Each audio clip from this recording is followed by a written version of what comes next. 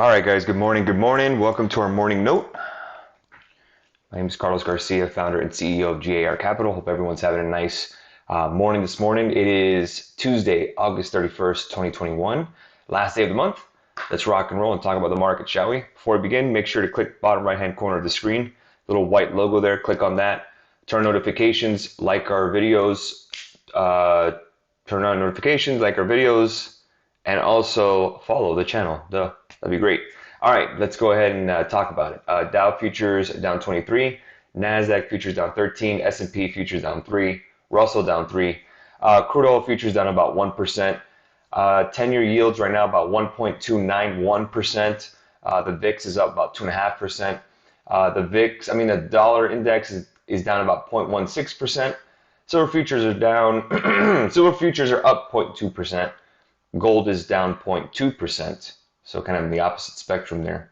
Dollar yen down 11 pips, 109.82. 118.27 for the euro dollar, up 29 pips. Ethereum futures are up today. It is up about above 3,400 at 3,464, up about 2.88%, or was.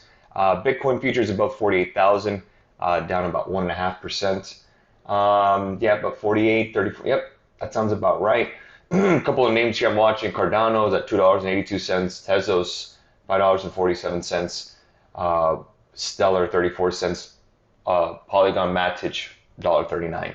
That's on my portfolio, so I'm just watching that. That's how I kind of keep track with crypto, obviously. All right, so yesterday I was out of town. I was driving back home from South Florida, so really didn't do much, but the team took care of business yesterday, which is great. But it is the end of the month anyways, so again, really the expectations are not much for today. But again, it is a great month. Obviously, August is usually weak due to seasonality, but this month has been doing very well. A couple of things here. Just saw U.S. June house price index up 18.8% year over year versus 18% prior. The year-over-year price gain now exceeds the peak of the housing bubble. Wow, that's insane for housing prices. We just got that Case-Shiller home price index. If you're interested in looking at that, feel free to take a look at our Twitter. That's where we have it, so take a look at that. Let's see what else is moving and shaking. Yesterday, we got Palantir, we had Facebook.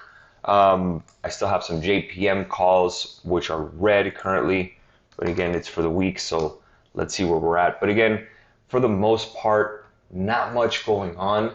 Yesterday was a big boost in tech that I did see. Let's take a look at some pre-market movers. Support.com, SPRT, which was a big short squeeze I saw the other day, 1.62% to the downside. That's really the only name that stands out. Apple coming back down a little bit after yesterday's big move. It hit an all-time high, down about 0.48%. Boeing down about 0.26%. Microsoft is green. JP Morgan is green this morning as well. On the S&P, we have Ford down about 0.15%. American Airlines down about 0.46%. Occidental Petroleum up 0.48%. Tesla broke out of that 722 level. It is down 0.22%. Zoom is down 14.62% pre-market. PDD is up 3.6%. Activision Blizzard up 0.21%. JD.com up 2%. Baidu up 1.31%. Moderna up 1.30%. That's where we are pre-market. DocuSign's also down 2%. Peloton down about 1%. And CrowdStrike down about 0.80%. So looking at it here, I'm not seeing, tons of opportunities here. I went ahead and put a breakdown on, where we are in terms of the broader market for September and October. September, October tends to be weaker seasonality-wise. I said the same thing regarding August, and we were strong. So a lot of information out there. Again, cautiously optimistic. Obviously, we keep hitting all-time highs, which is a fact. Guys, one day, yes, we're going to get a fall. Again, not the end of the world, but we'll get a little bit of a correction. Correction is not going to happen this year. I get that question every day because everyone wants the world to end for some reason. I don't know why, but they want the markets to crash. That's what it is. That most we'll get is a 5% pullback by the end of the year. We'll not get a 10% pullback.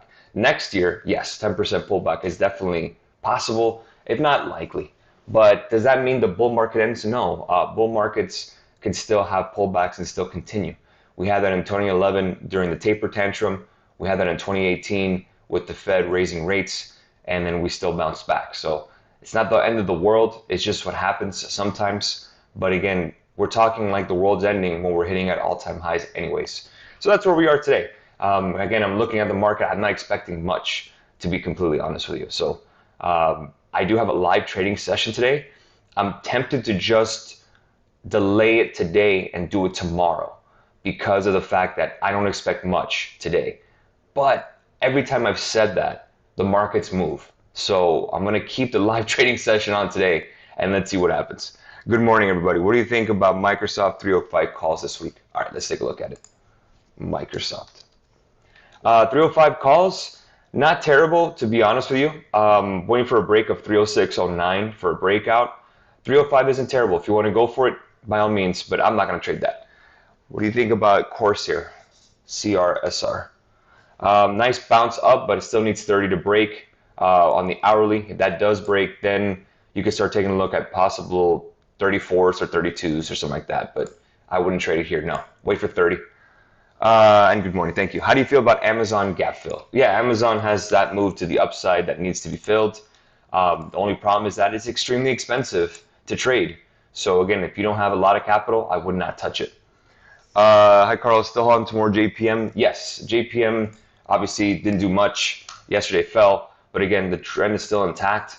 Again, we just got rotated into tech. That was out of financials, completely fine. I think JPM does bounce, not worried about it one bit. We might be cutting it close, but I think we hit by EOW. Okay, is Zoom dead? Zoom, like the company itself, I don't know. I don't think it's dead, but it's down. I don't have calls on Zoom, so I wouldn't know. Ride, looking at Ride right now, doesn't look great on the daily either. It's at $6.47. We go to the hourly, it is down pre-market, so no, I wouldn't touch Ride. Do you mostly do swing trades or day trades? It really depends, to be honest with you. Really just depends on the trades. I mean, I make a trade.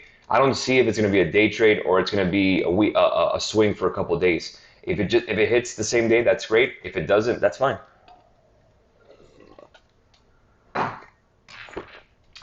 Let's take a look at PayPal. PayPal's on the move. PayPal definitely hit 290. Obviously, you heard that they're going to make the stock trading platform, which is pretty cool. There's a gap to fill at 296.60. That might be a nice little target for 295s. Do you mostly levels for DKNG? Great company, I own it. DKNG needs to break 60.82 on the daily. Let's see if it breaks that. Once it does, and then I'll take a look at some upside calls. Level to watch on Space. On Space, you need 27.23 on the hourly. Tesla broke out finally above 722.72. The problem is that it needs continuation. We've had this already where we broke it. Then we can target 760, but until then, you just wait for it. Right now, it is down slightly pre-market from yesterday's close. Thoughts on BABA? Love BABA long term. I own it. BABA right now still needs 174.95. It's the 200-day moving average right here is rejecting. Thoughts on Affirm after hike? Yeah, they were partnering with Amazon that we reported. I wouldn't be surprised if this falls a little bit, maybe back down to 90, if anything. I wouldn't chase it. What are the tailwinds for BA? Tailwinds for BA is more bad tailwinds would be supportive of Boeing. Higher interest rates, more orders, and Delta variant going away. That'd be the big headwind for Boeing. Tailwind. Headwind would be more crashes and we get lockdowns, and then we're getting sub 200 levels. Palantir we caught yesterday. Great job. I do have one runner, but it's red, so it doesn't really matter. But 27.51 is really your breakout level. Really the trend line will hit around 24.66 on the daily. If we retest that, we can definitely see a bounce back as well. So that wouldn't be a bad idea to get back in at 25. Good morning, Carlos. Your view on Root, please. Roots. Josh has been talking about Root on the student page. I don't know much about them. They boosted, I think, overnight and came back, or yesterday came back down. It is hugging the 50-day moving average. A break above 7 would be nice, but again, we got to get there first. Thoughts on Microsoft nearing highs, continuation of pullback. Microsoft's such an amazing company. I think they get a continuation. I'm waiting for a break of 306.09 to play that.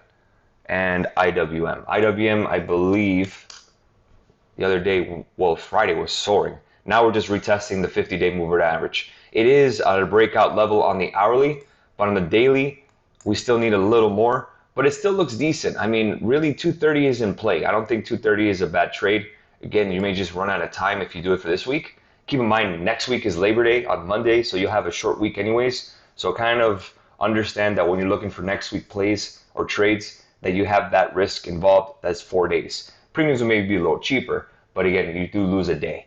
So I like IWM, but again, it needs to hold this 50-day moving average. If it does break below it, 223 is your last stop. 223.48 is the 100-day moving average. If that breaks down, then IWM is invalid. Will the job numbers move the 10-year yields? Not much been moving them so far. Absolutely. If the job number is strong, remember that's the Fed's mandate. They want the job numbers to be strong. It's all about employment to them. It's not about inflation. If the job numbers are strong, expect the 10-year yield to rise as bonds get sold. And that's where we are. So again, that's on Friday, non-farm payroll report. All right, guys, we'll leave it there. Have a great rest of your day. I'm going to catch in with our YouTube guys and go from there. Have a good one, guys. We'll catch you guys tomorrow.